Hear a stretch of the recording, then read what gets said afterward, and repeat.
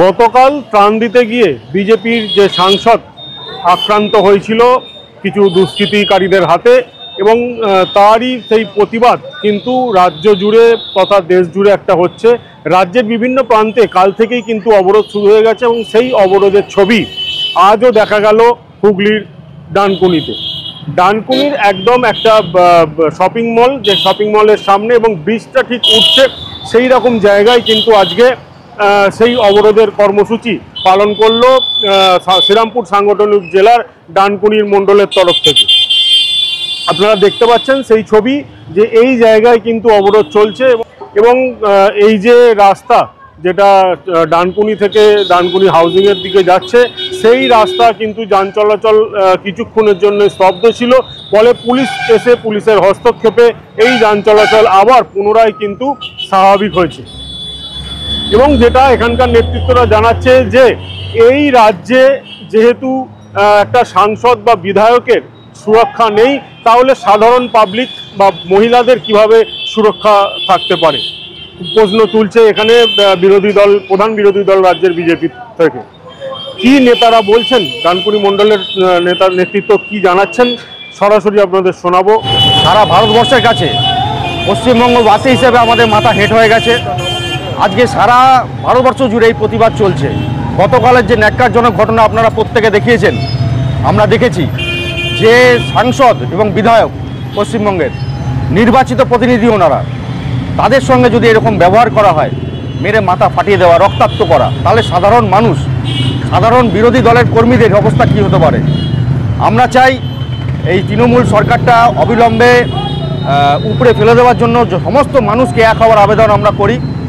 আর আপনারা জানেন যে উত্তরবঙ্গে যে ভয়াবহ দুর্ঘটনা ঘটেছে, যে বন্যায় সাধারণ মানুষ ওখানে প্রচণ্ড অসুবিধা রয়েছে এবং আমাদের সাংসদ এবং বিধায়ক প্রত্যেকে ওখানে গেছিলেন ত্রাণ দিতে।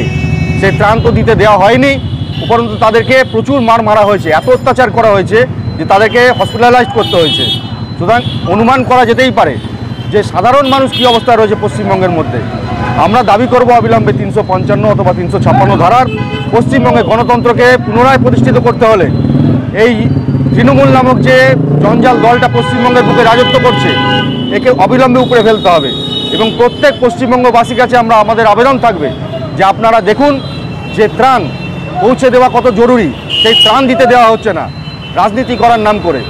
তাই আপনারা 2026-এ এর প্রতিফলন ঘটান, আপনারা সোনার বাংলা গড়ে তোলার জন্য একত্রিত হন এবং পশ্চিমবঙ্গের মধ্যে এই তৃণমূল নামক জঞ্জাল দলটাকে উপরে ফেলার জন্য আপনারা প্রতিজ্ঞাবদ্ধ হন। আমরা রয়েছি, আমরা লড়ছি। ভারতীয় জনতা পার্টির প্রত্যেকটা কর্মী দীর্ঘদিন ধরে অত্যাচারিত হয়ে আসছে এই তৃণমূল দলটার কাছে। সুতরাং পশ্চিমবঙ্গে যেন একটা ফতোয়া জারি করে দেওয়া হয়েছে যে তৃণমূল করলে করো, নাহলে অন্য কোনো দল করা যাবে না। বন্যার ত্রাণ যেখানে দিতে গেছিলো, সেই বন্যার ত্রাণটা খুব জরুরি ছিল ওখানে, কারণ মানুষের ঘর বাড়ির প্রায় ধ্বংসাবশেষে পরিণত হয়েছে, তা সত্ত্বেও দিতে দেওয়া হয়নি। বিজেপি কর্মীরা অনর, এখন যাচ্ছে, চেষ্টা করছে, কিন্তু দিকে দিকে বিজেপি কর্মীদের ওপর এরকম অত্যাচার করা হচ্ছে। আজকেও দেখবেন একই ঘটনা ঘটেছে। পশ্চিমবঙ্গের বুকে বিরোধী দল যারা করছে তাদের অবস্থা খুব খারাপ হতে চলেছে। এই তৃণমূল নামক দলটা শুধুমাত্র চেষ্টা করছে তারাই থাকার, জবরদস্তি করে। কিন্তু সাধারণ মানুষ, এখন কি চাইছে? সাধারণ মানুষ চাইছে সেটাই আমরা চাইছি। সাধারণ মানুষ এই জঞ্জাল নামক দলটা, কাটমানিখোর এবং এই তোলামূল দলটাকে উপরে ফেলে দেওয়ার জন্য সাধারণ মানুষ বদ্ধপরিকর। আমরাও চেষ্টা করছি সাধারণ মানুষের কাছে এই বাংলাকে সোনার বাংলা রূপান্তরিত করার জন্য। আজকে যেখানে এমপি এবং এমএলএরাও নিরাপদ নয়, সেখানে সাধারণ মানুষ এবং নারীদের অবস্থা কি হতে পারে আপনারা অনুমান করতে পারেন, সাধারণ মানুষও সেটা জানে। গতকাল যে নক্কারজনক ঘটনা ঘটেছে আপনারা দাবি করছেন, আজকে তো মুখ্যমন্ত্রী গেছিলেন খগেন মুর্মুকে দেখতে, আর এদিকে একদিকে যখন মুখ্যমন্ত্রী দেখতে গেছেন, অন্যদিকে আপনারা আজকে রাস্তায় নেমে পথ অবরোধ করলেন। দেখুন, মুখ্যমন্ত্রী আজকে দেখতে গেছেন ভয়েতে, যে আদিবাসী ভোট যাতে না হারানো হয়। উনি ওই ভয় পেয়েছেন, সেই ভয়েতে উনি চলে গেছেন খগেন মুর্মুকে দেখতে, কেন উনি একটা আদিবাসী নেতা, উনি ভারতীয় জনতা পার্টি আদিবাসী সাংসদ।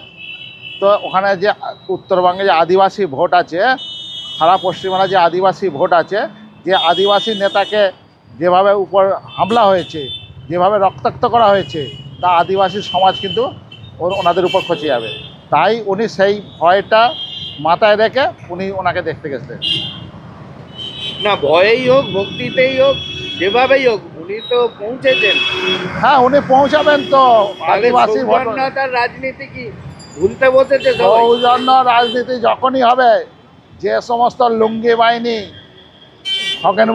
খগেন মানে মুর্মুর উপর হামলা করেছে তাদের গ্রেপ্তার করুক, করে কঠোর শাস্তি দিক, তারপরে উনি গেলে সৌজন্য কথা চিন্তা করা হবে।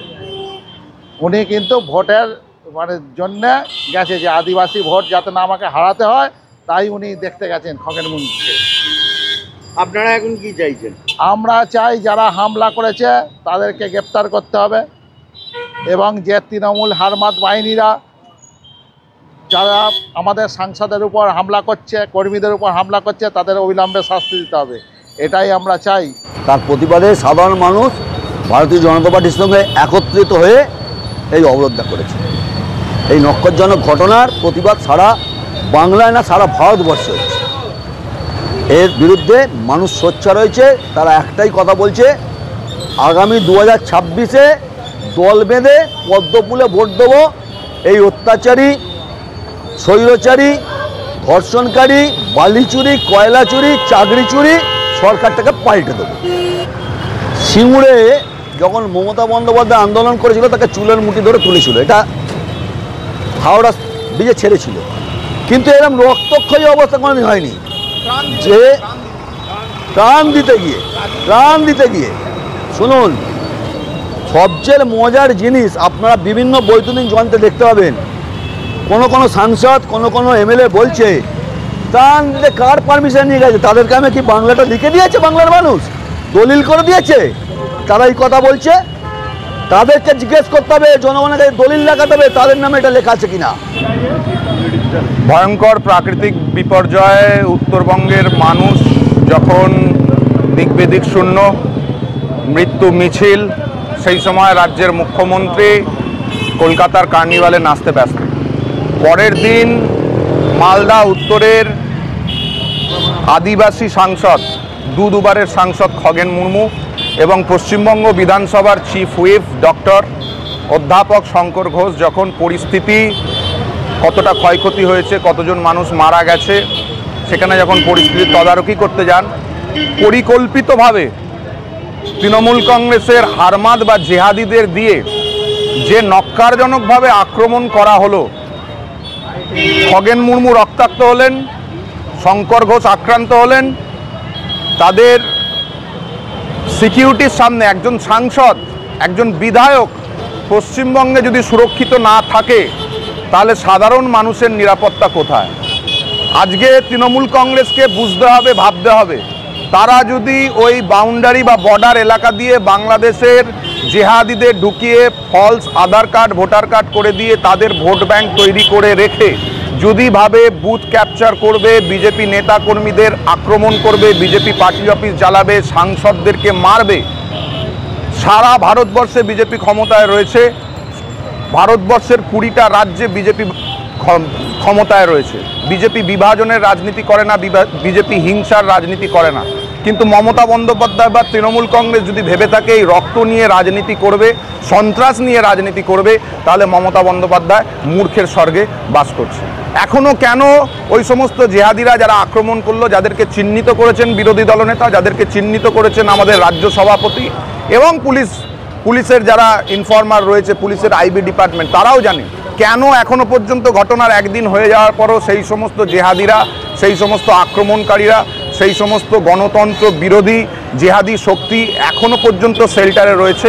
আর আজকে যখন আমরা শান্তিপূর্ণভাবে গণতান্ত্রিক পদ্ধতিতে পথ অবরোধ করছি, আমাদের রাজনৈতিক অধিকার বা আমাদের গণতান্ত্রিক অধিকার, পুলিশ 5 মিনিট 10 মিনিট বাদ সেখানে পুলিশ প্রিজন ভ্যান নিয়ে, পুলিশ কাতারে কাতারে হাজারে হাজারে পুলিশ এসে আমাদের পথ অবরোধকে তুলে দেওয়ার চেষ্টা করছে। এই দ্বিচারিতা কেন?